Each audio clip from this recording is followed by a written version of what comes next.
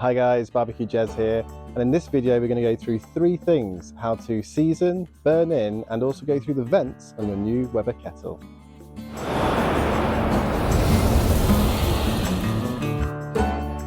This is the new-ish 70th edition Weber kettle.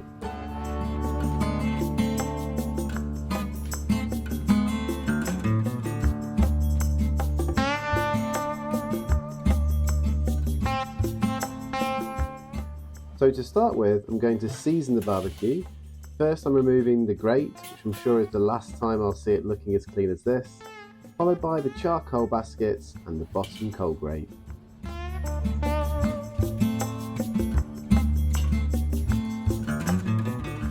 So to season, I'm going to be using rapeseed oil and applying by using a kitchen paper towel.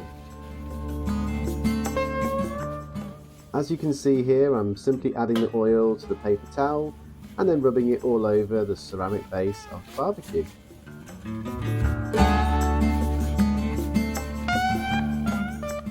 Now make sure you cover everything including your vents, and also make sure to remember to move your vents around so you can coat the ceramic underneath those hidden parts. Clearly my dog couldn't resist but make her debut on this clip. Keep an eye out for her towards the end. So now I'm going to start putting the barbecue back together by adding the bottom grate, and also be sure to rub this down with oil as well. Yikes, look at the dirt on that paper towel. Next, I'm now simply repeating the same process, but now on the barbecue lid.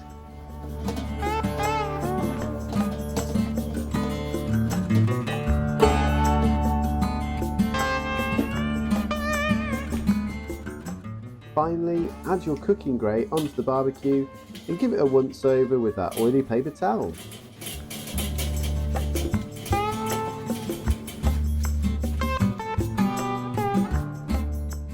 Next, simply fill up, if you've got one, your Weber kettle chimney with around 2/3 of charcoal.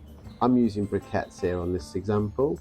I'm also lighting with a handy little blowtorch some Weber firelighters. I've got links in the description for some of the things I'm using if you're interested. Simply then pop your chimney onto the cubes for around 15 to 20 minutes.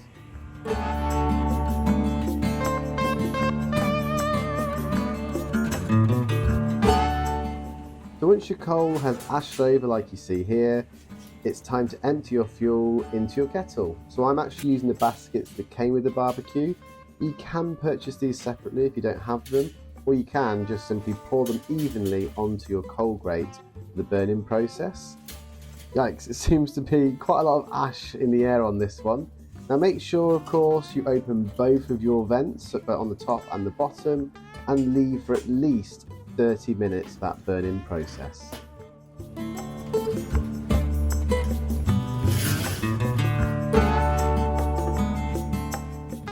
Now in order to season your barbecue, it's ideal to use smoking wood, and here I've opted for the Weber apple wood chunks.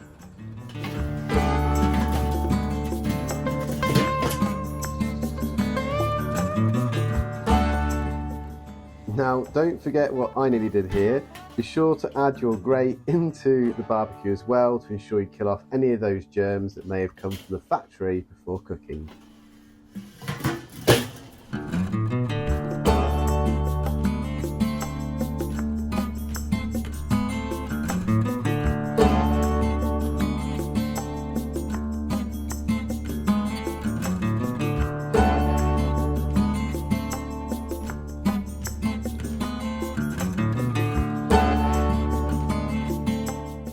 Okay, so for this part of the video I thought I'd also just talk about vents. So for me, I like to keep the vent completely wide open so I can actually control everything from the bottom vent. In my fire management video I went through the likes of using your basket, the vortex, and also the snake method as well. In truth, for both the vortex and the basket method, of which you can see these are pretty used now, I think it's fair to say, showing the test of time, I always keep the top vent completely wide open.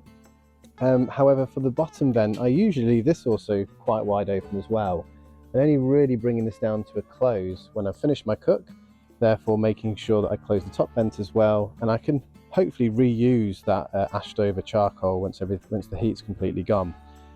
For the snake method though, I leave this completely wide open, and this is where I usually leave the vent completely open also for the first sort of up to 170 Fahrenheit. From there I start to slowly edge this down, so probably bring this just to about the simmer stage, and that's to help stabilize that heat out as we get up and aim for that 250 Fahrenheit. Once I'm getting about there to the 250, I bring it just before the close. Not really to the full close, obviously I don't want to choke everything out, even though there is oxygen coming in from the top. But that just therefore gives you that steady stabilization, and you can hopefully stabilize your heat out to that 250 to 275 Fahrenheit range. Also, one thing I thought I'd quickly debunk as a myth as well, I always see in like Weber groups, what on earth is this for? So what this actually is, which I think nobody really uses whatsoever, is the intention is to scoop out your charcoal and use it as a measuring jug for your baskets as well. So that's just one I thought I'd quickly throw in there as we go through. Anyway, we'll check back and see how we're getting on with the sear as we go through.